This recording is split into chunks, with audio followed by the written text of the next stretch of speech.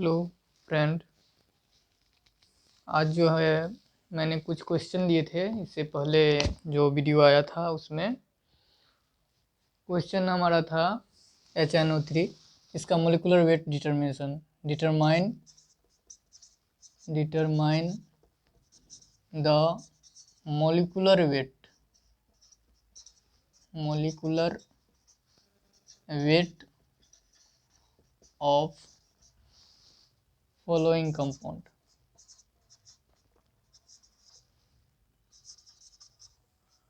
कैसे निकालते हैं हमने बताया हुआ था कि किस तरह से आप किसी कंपाउंड का आप निकाल सकते हैं। जैसे दिया था HNO3, CaCO3, H2SO4, उसके बाद H3PO4 etc। ये सारे कंपाउंड मैंने दिया था और आपसे बोला था कि किस तरह से कैलकुलेशन करना है। सभी के एटॉमिक वेट को जोड़ देना है तो आपको निकल जाएगा उस गिवन कंपाउंड का मोलिकुलर वेट। जैसे आप हाइड्रोजन का निकालना, HNO3 है, HNO3 पहला है, तो इसमें क्या करेंगे, हाइड्रोजन का मोलिकुलर वेट कितना होता है, 1 होता है। नाइट्रोजन का कितना होता है, 14 होता है। ऑक्सीजन का कितना होता है, 16 होता है। तो इस तरह से हम डिटरमाइन करेंगे और जोड़ देंगे सारे मोलिकुलर वेट। सिंपली एडिशन है। तो हम किस तरह से जोड़ते हैं, हाइड्रोजन 1 और इसका मोलिकुलर वेट कितना है, 1। Number of hydrogen and molecular weight, and nitrogen 1, number of nitrogen 1 and molecular weight of nitrogen 14, plus number of oxygen atom 3 and molecular weight of oxygen atom 16। तो टोटल कितना हो जाएगा, 1 + 14 + 48। इस तरह से एडिशन करेंगे तो कितना हो जाएगा, 63 हो गई। ये इसका मोलिकुलर वेट निकल गया। ये ग्राम, AMU जिसमें निकालना है वो हो सकता है। अगर ग्राम में है तो ग्राम में निकालेंगे। जैसे हो गया अब CaCO3 है, इसमें देखिए कैल्शियम का एटॉमिक वेट कितना होता है, एटॉमिक वेट होता है 40 ना। तो लिखेंगे molecular weight of CaCO3। Calcium carbonate है ना कंपाउंड का नाम। और कैल्शियम का कितना होता है, 1 नंबर है और एटॉमिक वेट कितना होता है, 40 होता है। प्लस कार्बन कितना है, 1 है। Number of carbons and into molecular weight, atomic weight कितना है इसका, 12 प्लस इसका कितना है, 16 × 3। अब टोटल जोड़ दीजिए कितना हो गया, 40 + 12 + 48। टोटल कितने हो गए इसके, तो ये हो गया 0, 100 ग्राम हो गया नहीं। तो ये हो गया इसका मोलिकुलर वेट। नेक्स्ट क्या है, H2SO4। H2SO4 इसी तरह से डिटरमाइन करेंगे। तो हाइड्रोजन कितना है यहाँ पे, मोलिकुलर वेट ऑफ H2SO4। देखिए ये सिंपली एडिशन है और कुछ नहीं है। तो हाइड्रोजन सबसे पहले तो आपको मोलिकुलर वेट आने से पहले एटॉमिक वेट आना चाहिए हर एक एलिमेंट का। अगर हर एक एलिमेंट का आता है तो आप आसानी से मोलिकुलर वेट डिटरमाइन कर सकते हैं। ठीक है, देखिए number of hydrogen atom 2 × atomic weight of hydrogen 1, number of sulphur 1 and atomic weight 32 plus number of oxygen atom 4 × 16 total कितना हो गया 2 प्लस 32 प्लस 64 कितना हो गया 98 हो गए। इस तरह से हम H3PO4 का निकाल लेंगे। SF6 भी लिखाया था आपको। H3PO4 क्या है हाइपोफॉस्फोरिक एसिड। तो इसका मोलिकुलर वेट कितना होता है तो निकाल लीजिए। मोलिकुलर वेट निकालेंगे कितना हो जाएगा बताइए, निकाले थे आप 3 × 1 प्लस फॉस्फोरस कितना है एक एटम है और फॉस्फोरस का कितना होता है 31 होता है। देखिए ऑक्सीजन कितना है 4 है, नंबर 4 एंड 16। अब कर लीजिए आसानी से 3 प्लस 3 31 प्लस 64 कितना हो गया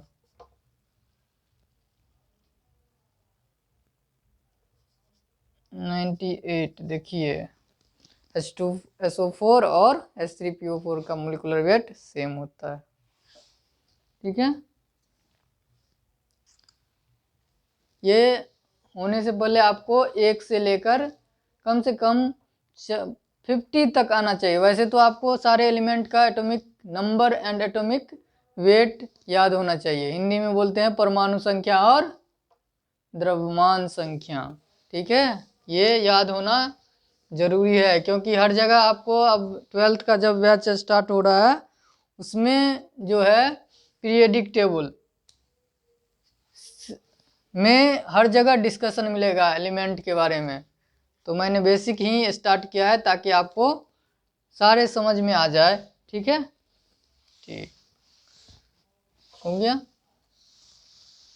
चलिए अब नेक्स्ट टॉपिक हम डिस्कशन करते हैं एलिमेंट के बारे में कि सबका अपना अपना घर है ना, और घर में परिवार है, परिवार में सब रहते हैं ना। परिवार के बाद समाज है, समाज के बाद राज्य है, राज्य के बाद गांव है, गांव के बाद देश है ना। चलिए हम डिस्कशन करते हैं आज एलिमेंट के बारे में, क्वांटम नंबर के बारे में। सिंपली सी क्वांटम नंबर। देखिए आज हम एक टाइप इसका पढ़ेंगे केवल प्रिंसिपल क्वांटम नंबर के बारे में। पहले क्वांटम नंबर क्या होता है वो देखिए।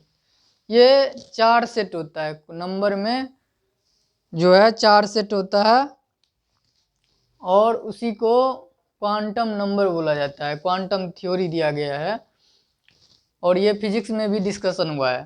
ठीक है, क्वांटम नंबर क्या कहते हैं, किसको कहते हैं तो ए set of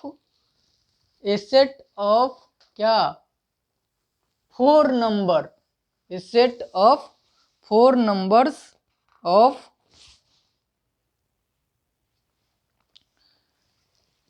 which gives completely information about an element present in atom। मतलब ये जो क्वांटम नंबर है इससे हमको जानकारी मिलती है किसकी 4 नंबर की। 4 नंबर कौन कौन सा है तो पहला है प्रिंसिपल क्वांटम नंबर। पहला क्या है प्रिंसिपल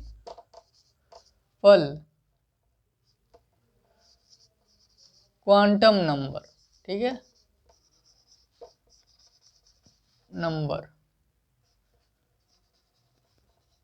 प्रिंसिपल क्वांटम नंबर के बारे में। दूसरा है एजीमुथल क्वांटम नंबर। क्या है एजीमुथल क्वांटम नंबर। ये एजीमुथल क्वांटम नंबर।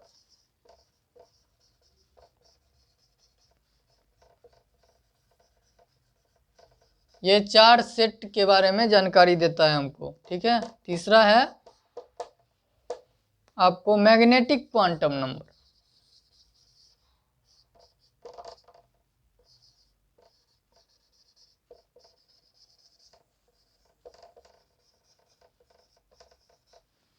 और चौथा है स्पिन क्वांटम नंबर।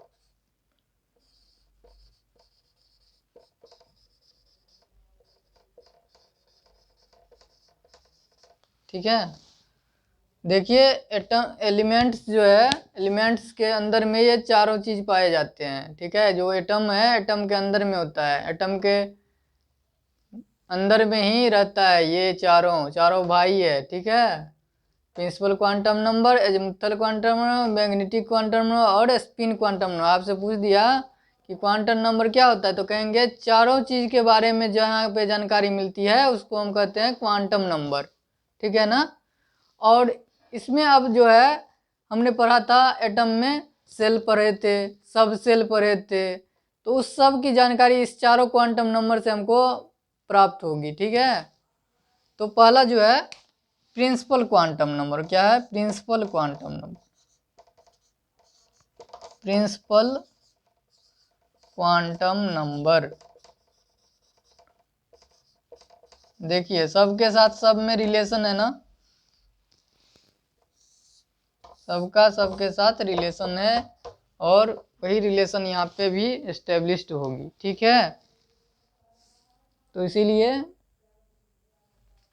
डिस्कशन करना जरूरी है कि प्रिंसिपल क्वांटम नंबर क्या होता है, एजीमुथल क्वांटम नंबर क्या होता है। तो एलिमेंट और एटम, एटम में इलेक्ट्रॉन के बारे में पढ़े थे कि इलेक्ट्रॉन कल पढ़े थे ना।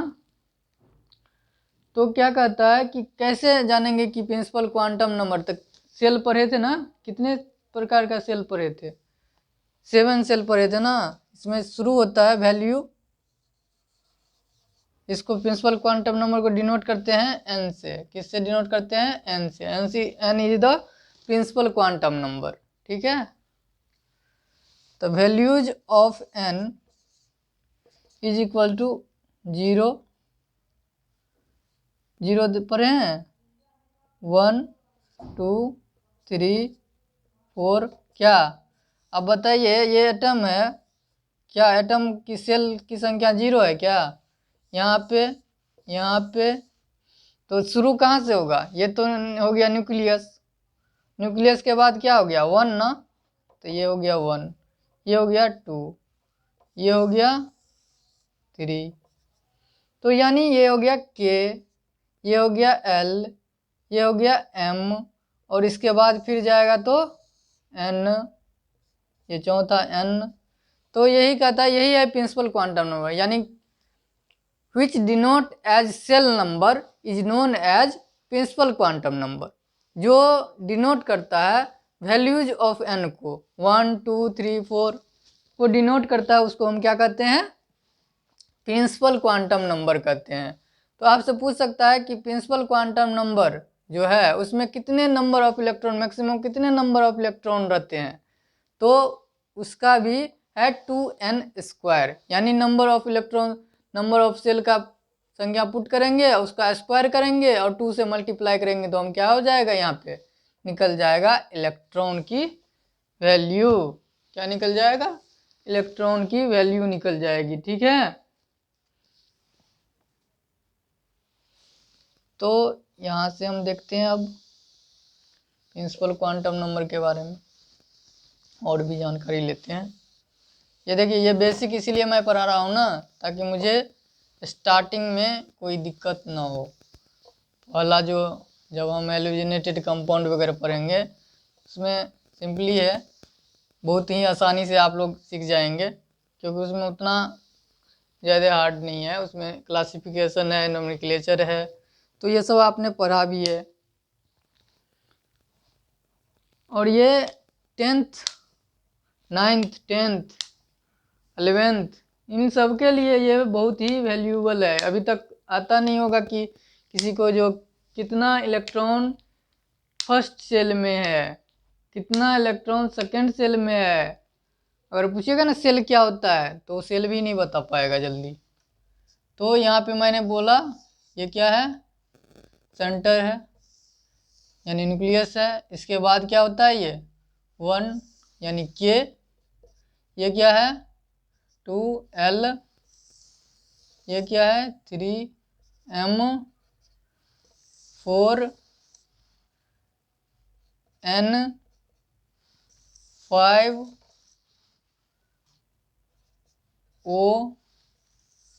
फिर 6 क्यू, देखिए एटम का स्ट्रक्चर है, देखिए सबके अंदर में सब जुड़ा है ना, सबके साथ रिलेशन होता है ना। घर में क्या है, दादाजी हैं, फिर पापा जी हैं, फिर हम हैं, फिर सिस्टर है, इस तरह से है ना।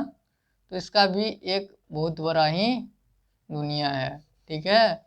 उसी दुनिया में ये भी जीता है। तब तो कहते हैं कि ये इससे रिएक्शन किया, दूसरा चीज रिएक्शन के फलस्वरूप क्या बना, दूसरा बन गया ना, ठीक है। अब देखिए इसमें हम बता रहे थे अभी वैल्यू ऑफ मैक्सिमम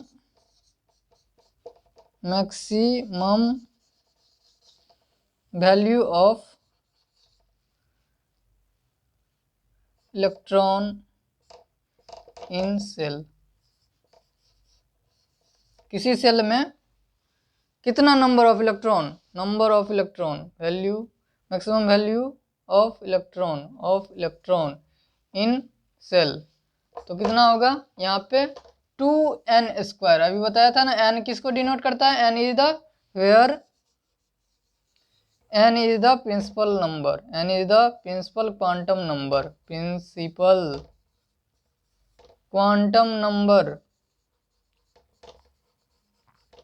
नंबर, ठीक है।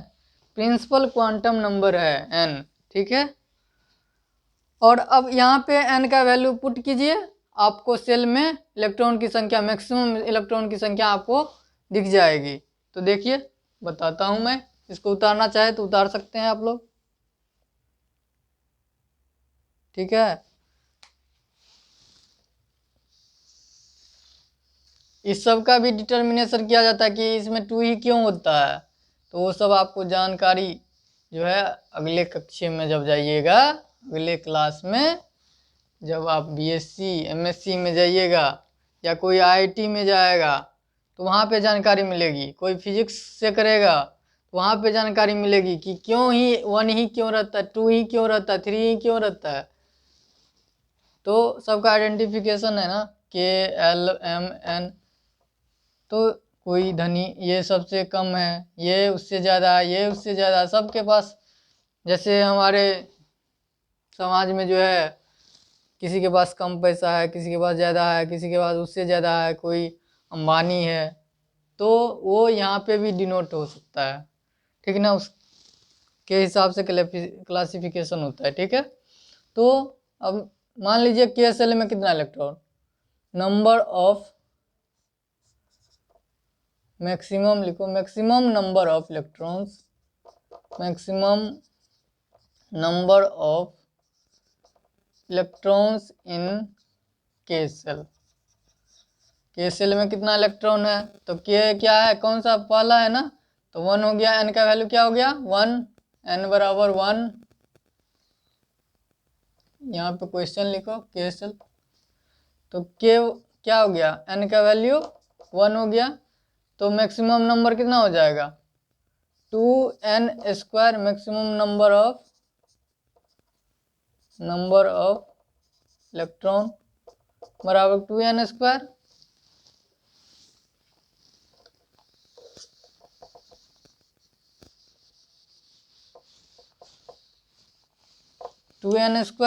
अब 2n का वैल्यू कितना है, 1, तो 2 इंटू 1 का स्क्वायर कितना हो गया, 2 इलेक्ट्रॉन रहता है। इसीलिए KSL में कितना इलेक्ट्रॉन रहता है, 2 इलेक्ट्रॉन रहता है। फिर आपसे पूछ दिया maximum number of electron in P shell. अब पता रहेगा P सेल तब ना, KLMNO P, कौन सा हो गया, P सेल बराबर कितना इलेक्ट्रॉन है, तो देखिए 2n² और KLMNO P कितना हो गया, छठा सेल, तो कितना हो जाएगा 2 इंटू 6 का स्क्वायर बराबर कितना हो गया, 72 इलेक्ट्रॉन रहेगा इसमें P सेल में। इस तरह से डिटरमाइन हम करते हैं किसी भी सेल का, ठीक है। और जितना ही बड़ा, देखिए तो इसके हिसाब से ये भी कह सकते हैं ना कि पहला सेल में 2 इलेक्ट्रॉन, छठा सेल में 72 इलेक्ट्रॉन, इस हिसाब से कहेंगे जितना बड़ा सेल होगा उतना ही बड़ा क्या होगा, उसमें इलेक्ट्रॉन की संख्या होगी। यानी लार्जर द वैल्यू ऑफ, एक पॉइंट बनता है, larger the value of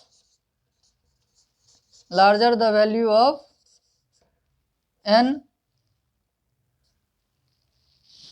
larger the value of n नहीं, और लार्जर द ऑर्बिट, लार्ज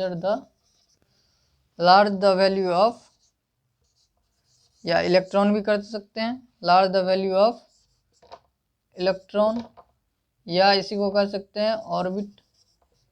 जितनी वैल्यू ज़्यादा होगी उतनी क्या होगी, ऑर्बिट की संख्या साइज भी बड़ा होगा ना, नंबर ऑफ इलेक्ट्रॉन्स भी क्या होंगे, ज़्यादा होंगे।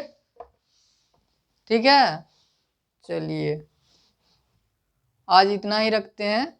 अगले दिन जो है हम लोग पढ़ेंगे प्रिंसिपल क्वांटम नंबर हो गया, अज़मुथल क्वांटम नंबर के बारे में डिस्कस करेंगे। Thank you everyone. ठीक है, आप लोग लाइक कीजिए, सब्सक्राइब कीजिए और ज़्यादा से ज़्यादा इस वीडियो को बढ़ाइए। ठीक है, थैंक यू एवरीवन।